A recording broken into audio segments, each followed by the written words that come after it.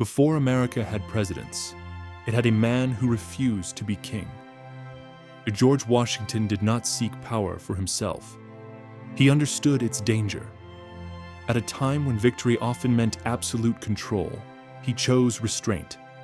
In doing so, he shaped a nation and defined what leadership in America would never become. George Washington was born in 1732 in colonial Virginia, into a society defined by land, hierarchy, and loyalty to the British crown. His family was respected, but not wealthy, and Washington's childhood was shaped more by responsibility than privilege. After the death of his father, formal education ended early. Instead, Washington learned through discipline, observation, and experience. As a teenager, he worked as a land surveyor, traveling through rough terrain and unfamiliar territory. The work demanded precision, endurance, and self-control. It also introduced him to leadership at a young age, forcing him to make decisions independently and accept responsibility for their consequences. Washington was quiet by nature, reserved rather than charismatic, but deeply ambitious and highly self-disciplined. He carefully observed the people around him, learning when to speak and when to remain silent. These early years did not make him famous, but they shaped his character and judgment. Long before he commanded armies or led a nation, George Washington learned patience, restraint, and duty, qualities that would later define his leadership and distinguish him from the men around him. Washington's path to power was shaped by conflict long before revolution.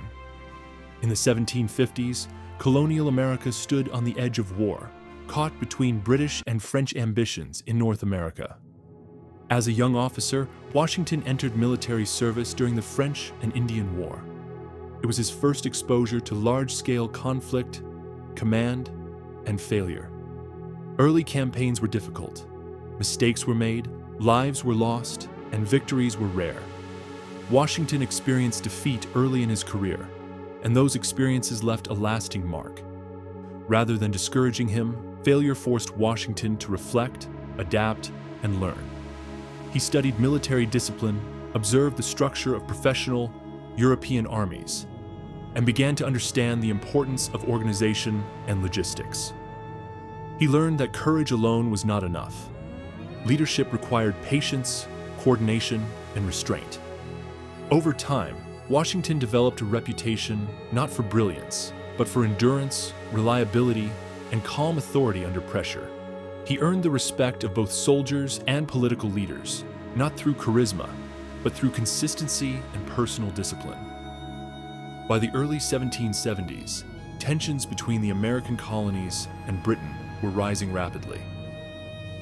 Protests turned into resistance, and resistance slowly moved toward open rebellion. Washington was not the loudest voice calling for revolution, nor the most radical figure among colonial leaders. Instead, he represented balance, moderation, and unity between different colonies and interests. When the Continental Congress searched for a commander, they needed someone who could lead an army and symbolize a shared cause. In 1775, George Washington was appointed commander of the Continental Army.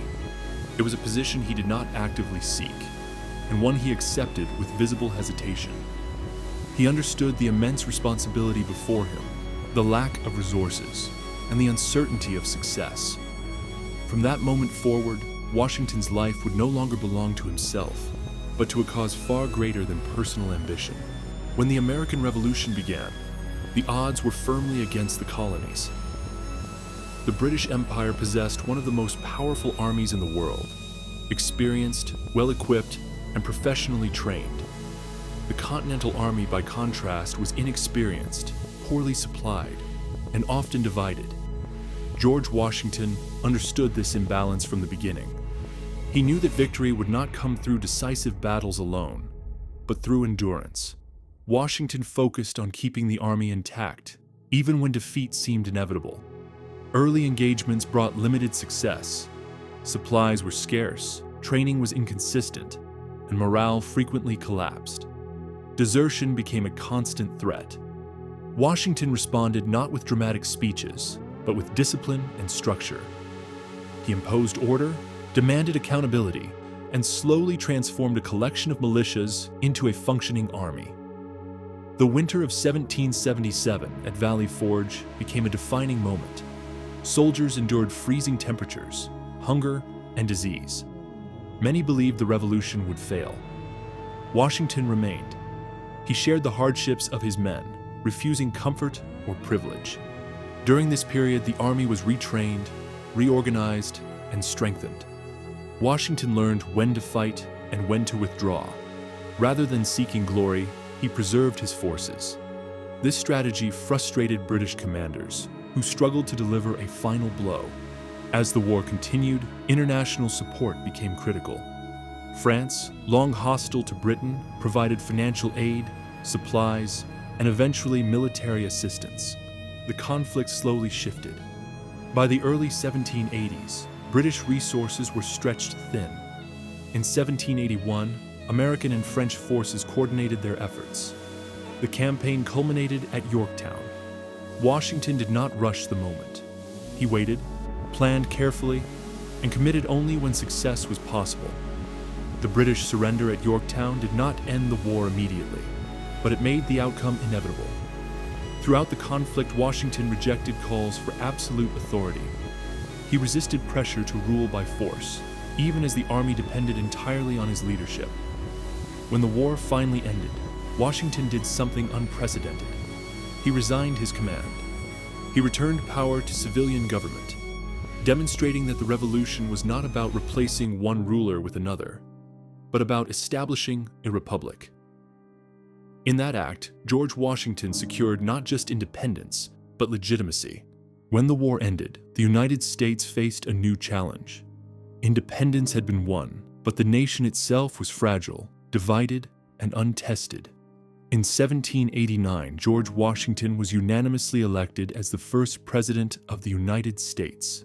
He entered an office with no clear definition, no precedent, and no guide. Every decision would shape the future.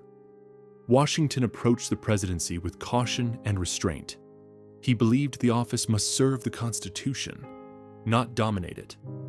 One of his first priorities was establishing stability.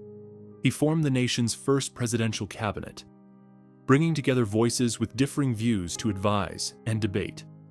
Under his leadership, the federal government began to function as a coherent institution. Washington supported policies that strengthened the nation's economy and restored public trust. At the same time, he sought to keep the United States out of foreign wars. In a world dominated by European conflict, he argued for neutrality.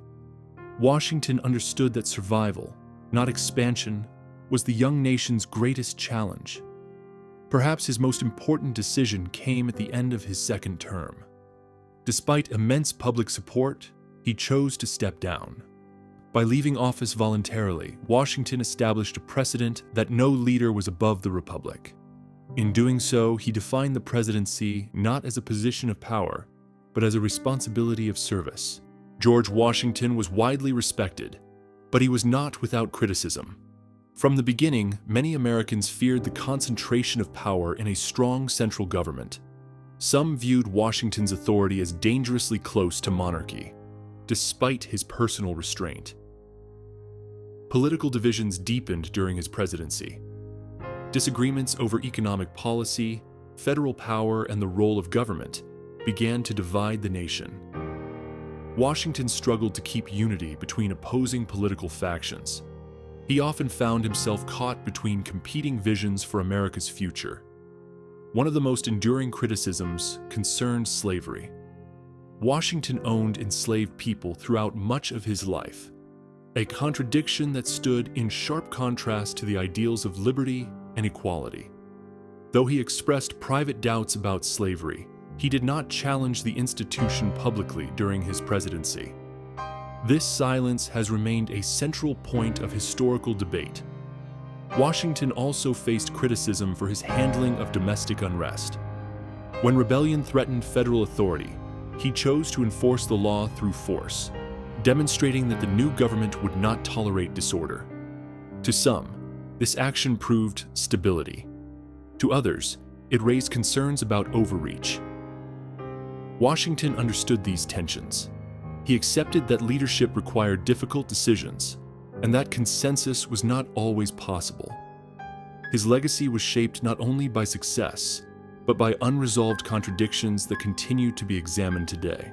In the final years of his life, George Washington withdrew from public service and returned to his estate at Mount Vernon. He sought peace and privacy after decades spent in leadership and sacrifice. In December of 1799, Washington fell seriously ill. Despite medical care, his condition worsened rapidly. He died on December 14th, at the age of 67. News of his death spread quickly across the young nation. Americans mourned not only a former president, but a figure who had come to embody the republic itself. Washington was remembered for his restraint, his sense of duty, and his willingness to step away from power. He left behind no crown, no dynasty, and no claim to authority. Instead, he left a standard of leadership that would outlive him. George Washington was a Freemason, a fact openly known during his lifetime. He joined the fraternity as a young man and remained connected to it throughout his life. For Washington, Freemasonry was not a source of secret power, but a community built on shared values. The principles of discipline, moral conduct, self-improvement, and service aligned closely with his own beliefs. Masonic lodges in the 18th century often served as places of discussion, education, and civic responsibility. Washington's involvement reflected the broader role Freemasonry played among many leaders of the era. He participated publicly in Masonic ceremonies, including events attended by citizens and officials. There was no hidden authority, no political control behind closed doors. Instead, Freemasonry represented ideals that emphasized restraint, character, and responsibility. Values that would later be visible in Washington's approach to leadership and his understanding of power. George Washington's importance did not end with his lifetime. The system he helped create continues to shape the United States today. He proved that leadership could exist without permanence, and that power could be exercised without obsession. In a world where authority often seeks expansion, Washington chose limitation. By stepping away voluntarily, he established a standard rarely followed, but deeply respected. His example reminds us that institutions matter more than individuals, and that stability depends on restraint. Washington did not define America by what it gained, but by what it refused to become. That decision remains one of the most enduring foundations of American leadership. History remembers many leaders, but only a few changed the rules by which power itself must live. George Washington did not seek greatness, yet he redefined leadership through restraint. His legacy was not built on conquest or control, but on the discipline to step aside. In a moment where authority could have become absolute, he chose limits. And in doing so, he helped shape a nation that would be governed by principles, not by men.